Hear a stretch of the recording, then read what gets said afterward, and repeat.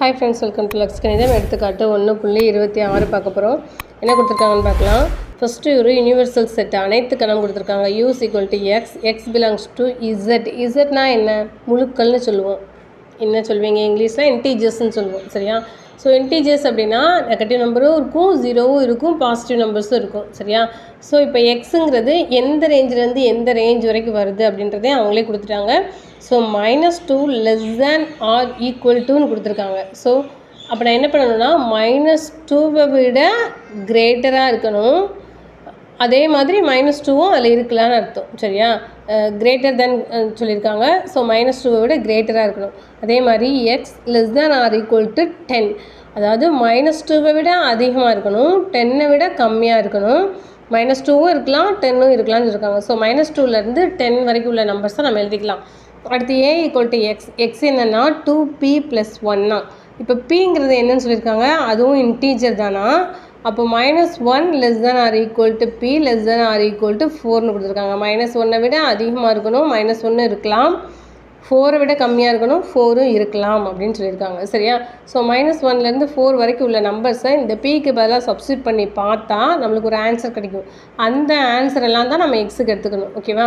அதே மாதிரி B வந்து X belongs to 3Q + 1. இந்த Q என்னென்னா Z, அதுவும் இன்டீஜர் தான். அப்போ -1 <= 4 வரைக்கும் இருக்கலாம்னு இருக்காங்க. -1 விட அதிகமாக இருக்கணும், -1ம் இருக்கலாம், 4 விட கம்மியாக இருக்கணும். ஆனால் இங்கே 4 இருக்கக்கூடாது, 4 நம்ம சேர்க்கக்கூடாது. ஏன்னா R=ங்கிற ஒரு சைன் அங்கே கொடுக்கல.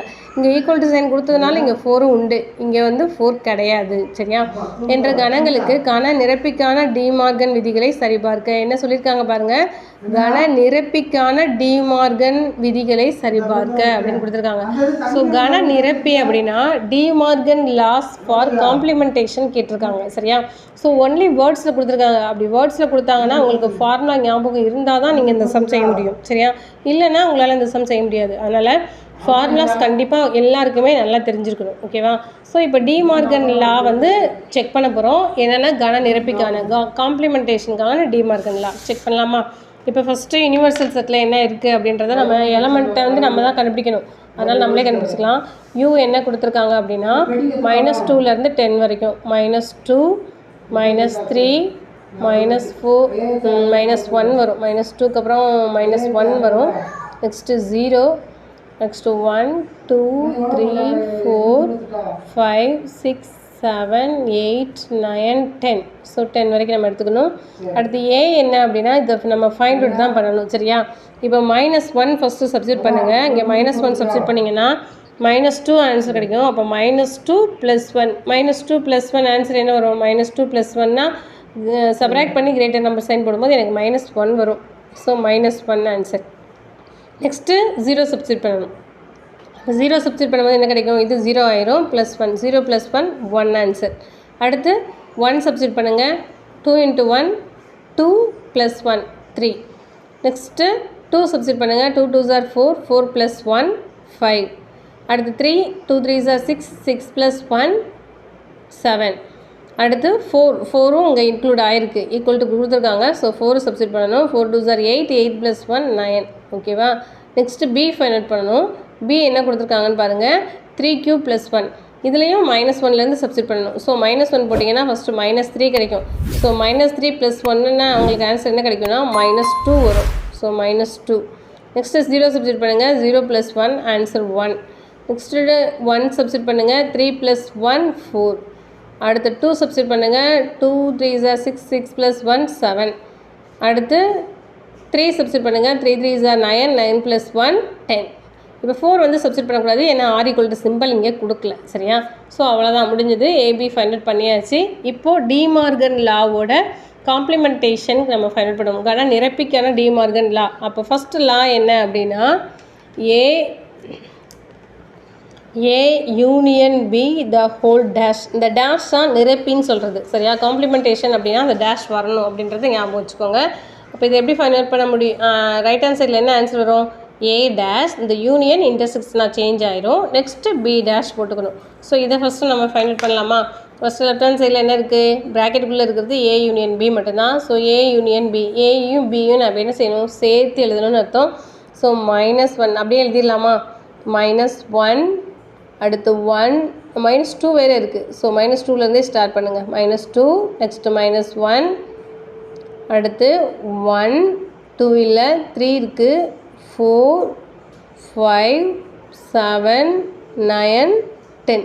ஸோ இது ரெண்டுலேயும் உள்ள எல்லாத்தையுமே நம்ம சேர்த்து எழுதணும்னு அர்த்தம். ஸோ எல்லாமே சேர்த்து எழுதிட்டோமா ஒரு தடவை செக் பண்ணிக்கோங்க. -2 எழுதியாச்சு, -1 1 3 4 5 7 9 10 எல்லாமே எழுதியாச்சு.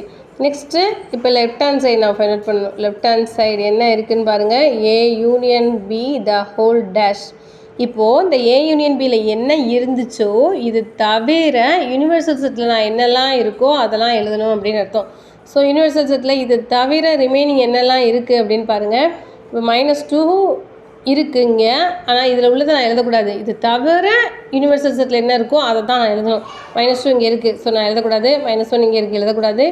0 இங்கே இல்லை, ஸோ 0 எழுதிக்கலாமா? 0 1 இங்கே இருக்குது, 2 இங்கே இல்லை, ஸோ எழுதிக்கலாம்.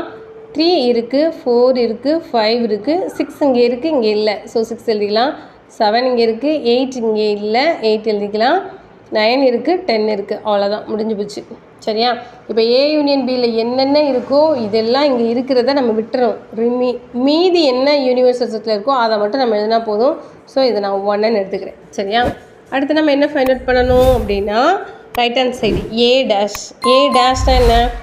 ஏல உள்ளதை தவிர ரிமைனிங் யூனிவர்சல் செட்டில் என்ன இருக்கோ அதெல்லாம் நான் எழுதிக்கணும். இப்போ என்னெல்லாம் இருக்குதுன்னு பாருங்கள். -2 இருக்குது, இங்கே -1 இருக்குது, ஸோ எழுதக்கூடாது. அடுத்து 0 இருக்குது, எழுதிக்கலாம். 1 இங்கே இருக்குது, எழுதக்கூடாது. அடுத்து 2 எழுதிக்கலாம். 3 இங்கே இருக்குது, எழுதக்கூடாது. 4 எழுதிக்கலாம். 5 இங்கே இருக்குது, எழுதக்கூடாது. 6 எழுதிக்கலாம். 7 இங்கே இருக்குது, எழுதக்கூடாது. 8 எழுதிக்கலாம். 9 இங்கே இருக்குது, எழுதக்கூடாது. அடுத்து 10 எழுதிக்கலாம். ஓகேவா? அடுத்து அதே மாதிரி B டேஷ் கண்டுபிடிங்க. B டேஷ்னால் Bயில் என்னென்ன இருக்கோ இது தவிர யூனிவர்சல் செட்டில் உள்ளது மட்டும்தான் நான் எழுதணும். Bயில் உள்ளதை எழுதக்கூடாது. ஸோ -2 எழுதக்கூடாது. அடுத்து -1 எழுதிக்கலாம். அடுத்து 0 எழுதிக்கலாம். 1 Bயில் இருக்குது, அதனால் எழுதக்கூடாது. 2 வந்து Bயில் இல்லை, எழுதிக்கலாம். 3யும் இல்லை. 4 இருக்குது, எழுதக்கூடாது. 5 வந்து இல்லை. 6ம் இல்லை. 7 இருக்குது, எழுதக்கூடாது.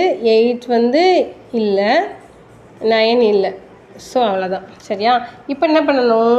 A dash intersection B dash ரெண்டுலேயும் காமனாக உள்ளது மட்டும். இப்போ இந்த ரெண்டுலேயும் காமனாக என்ன இருக்கோ அதை மட்டும் நம்ம எழுதினா போதும். காமனாக என்ன இருக்குதுன்னு பாருங்கள். 0 இருக்குது, 2 இருக்குது, 6 இருக்குது, நெக்ஸ்ட்டு 8 இருக்குது, அவ்வளோதான். வேறு எதுவுமே காமனாக இல்லை.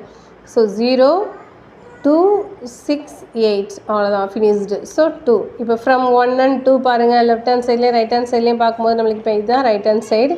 லெஃப்ட் ஹேண்ட் சைட்லேயும் ரைட் ஹேண்ட் சைட்லேயும் பார்க்கும்போது எனக்கு என்ன கிடச்சிருக்கு அப்படின்னா A union B the whole டேஷும் A டேஷ் இன்டர்செக்ஷன் B டேஷும் ஈக்குவலாக நம்மளுக்கு கிடச்சிருக்குது.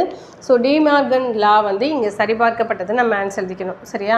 இப்போது செகண்ட் ஒன், செகண்ட் சப்டிவிஷன் என்ன டிமார்கன் லா நிரப்பி அப்படின்னா A இன்டர்செக்ஷன் B, அங்கே A யூனியன் B தானே போட்டோம். உங்கள் A intersection B the whole dash equal to A dash, இந்த இன்டர்செக்ஷன் இங்கே யூனியனாக சேஞ்ச் ஆகிடும். A dash union B dash வரும். ஸோ இதை இப்போ செக் பண்ண போகிறோம். ஃபஸ்ட்டு லெஃப்ட் ஹேண்ட் சைடில் ப்ராக்கெட்டில் என்ன இருக்குன்னா A இன்டர்செக்ஷன் B இருக்குது. ஸோ Aலையும் Bலையும் நான் காமனாக என்ன இருக்கோ அதை மட்டும் எழுதினா போதும். இப்போ நான் இங்கே எழுதியே செஞ்சுக்கிறேன், ஏன்னா மேலே இருக்கும் உங்களுக்கு தெரியாது. -1 1 3 5 7 9 இதுதான் Aங்கிறது இன்டர்செக்ஷன். Bங்கிறது என்னென்னா -2 1 4 7 10. ஸோ இது இன்டர்செக்ஷன்னா இது ரெண்டுலேயும் காமனாக இருக்கிறது மட்டும்தான்.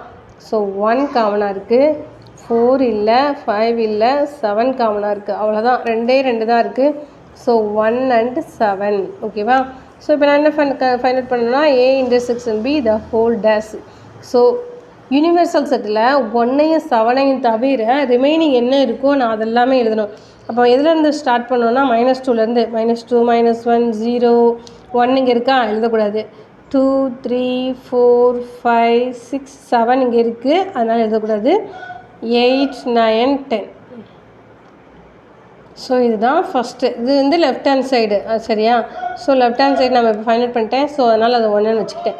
Next A dash find out பண்ணணும். A டேஷ் ஆல்ரெடி நம்ம ஃபைண்ட் அவுட் பண்ணியிருக்கோம்ல, அதை நீங்கள் அப்படியே எழுதிக்கலாம். ஏன்னா அதுவும் ஒரே சம்மில் தான் இருக்கிறதுனால அதை அப்படியே எழுதிக்கலாம். 8 10.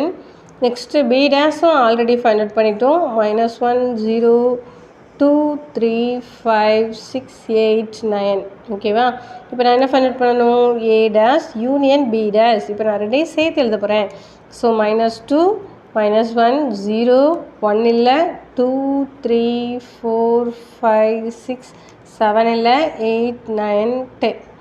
ஸோ இதுதான் 2 1 and 2 கம்பேர் பண்ணுங்கள். எனக்கு ரெண்டுமே ஈக்குவலாக தான் இருக்கும். இது ரெண்டுலேயுமே என்ன வரலன்னா 1ம் 7ம் மட்டும்தான் வரல, மற்ற எல்லாமே வந்திருக்கும்.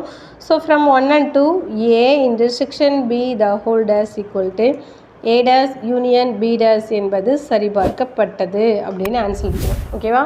ஓகே, உங்களுக்கு இந்த சம் தெளிவாகவே புரிஞ்சிருக்குன்னு நினைக்கிறேன். வீடியோ பிடிச்சிருந்தது அப்படின்னா லைக் பண்ணுங்கள், ஷேர் பண்ணுங்கள். Okay friends, thank you.